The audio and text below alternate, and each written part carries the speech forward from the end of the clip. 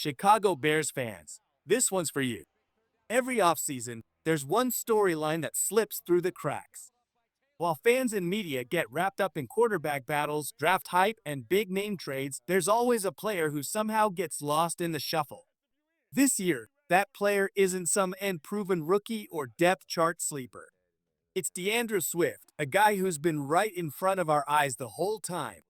We've spent months talking about Caleb Williams, DJ Moore, Rome Odens, Keenan Allen. And we should.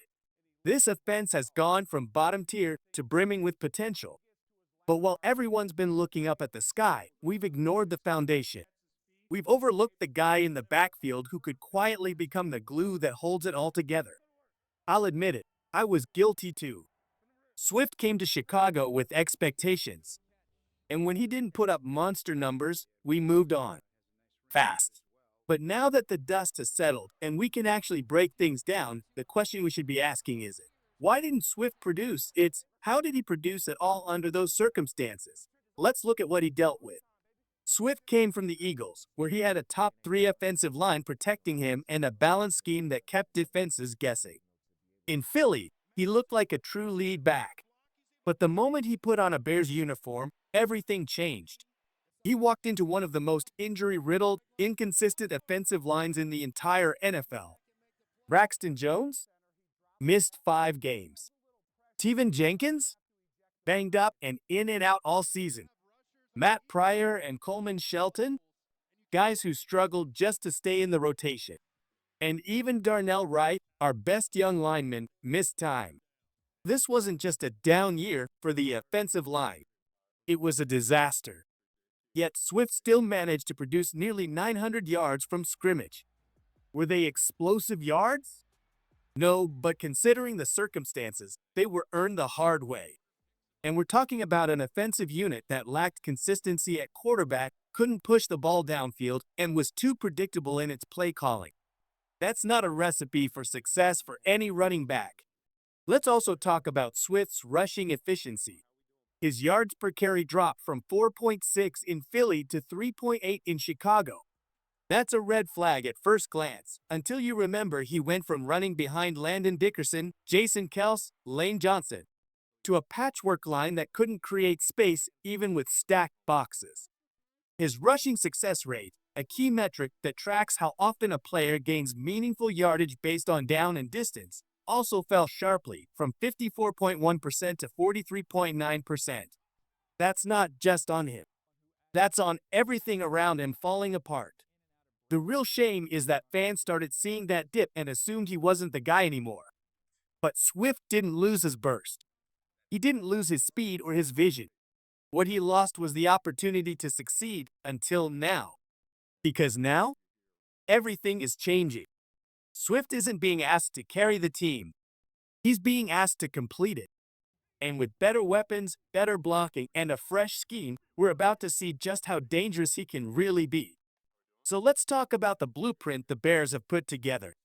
This isn't wishful thinking. This is strategic. Every move made by Ryan Poles this offseason points toward one clear truth. They're building an environment where Swift can thrive. The offensive line overhaul? Huge. You don't sign guys like Joe Thuney and Drew Dalman unless you're serious about controlling the line of scrimmage. These aren't just average additions. Thuney is a technician, a consistent, elite-level pass protector and run blocker who brings leadership and toughness. Dalman? A center with strong hands and mobility, perfect for an outside zone scheme. Add in a fully healthy Jonah Jackson, and now we're talking about a top 10 potential interior line. That alone changes everything for a back like Swift. See, Swift is a rhythm runner. He needs just a little space to turn 4 yards into 15. But when there's no space, he's forced to improvise, and that's where the dancer label comes from. He starts hesitating, bouncing outside, trying to create a miracle when there's nothing there. That's not laziness. That's survival mode. But in 2025, Swift won't need to survive. He'll be set up to attack. And here's the kicker. He's being coached by Ben Johnson and Eric Bieniemy. Let's be very clear. This is not just any offensive coaching duo. Ben Johnson turned Jared Goff into a top 10 quarterback in Detroit and schemed up one of the most balanced and explosive offenses in the NFL. The enemy was Andy Reid's right-hand man for years in Kansas City and is known for getting the best out of his backs. That's a lethal combination for a player like Swift, especially when it comes to his untapped receiving potential. In Philly, Swift was strangely underused as a receiver. But let's not forget, in Detroit, he was one of the most dangerous pass-catching backs in the NFC. Screens, angle routes, wheel routes, he thrived. And now, in Chicago, that's coming back. Picture it now, O'Dunn's on one side, DJ Moore on the other, Keenan Allen in the slot, and Swift slipping out into the flat or up the seam against a linebacker. Pick your poison. Defensive coordinators will have nightmares trying to account for that many weapons. And what does that mean for Swift? Lighter boxes, more mismatches, cleaner running lanes. Don't be surprised if he finishes with 50-plus receptions and becomes a top 10 running back in scrimmage yards per touch. But before we get to what this means for Chicago's playoff hopes, let me ask you something. Are you subscribed yet?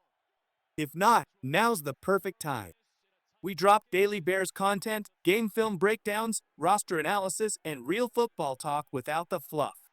Hit that subscribe button, smash the like button if you're hyped for Swift's bounce-back season, and tap the bell icon so you never miss a drop. This is your channel for everything Bears. Now, let's talk about Swift's role in the bigger picture. Let's bring it all together. The Bears' offense is transforming. For the first time in years, maybe decades, we're entering a season with legitimate top-to-bottom firepower. And Swift is the glue guy. He doesn't need to rush for 1,500 yards. He doesn't need to be the centerpiece. He needs to be efficient, productive, a reliable engine that keeps the chains moving when defenses are stretched thin by Caleb Williams and that three-headed monster at wide receiver. Look at the best offenses in the league. They all have one thing in common: a complete backfield. You need someone who can run inside, bounce outside, catch passes, and pick up blitz. That's DeAndre Swift. He's not Christian McCaffrey. He's not Derrick Henry. But he doesn't have to be. He just has to be himself in a system that finally fits him. So what can we realistically expect from Swift in 2025? Projections: rushing yards, 850 to 950 receiving yards, 300 to 400 total touchdowns, 6 to 9 yards per carry, 4.3 plus receptions, 45 to 60 fumbles. Under 2, that's not fantasy football goal. That's real football impact. Those are the numbers that flip 3rd and 7 into 3rd and 2. That's what keeps drives alive. That's what wears down defenses in the fourth quarter. And there's something else that doesn't show up on stat sheets: Swift's motivation. Let's be honest. He's got something to prove. This is a prove-it year, even with the contract. The league gave up on him. Philly didn't commit.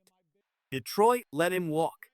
Now he's in a city that eats doubters for breakfast, and he knows what's at stake.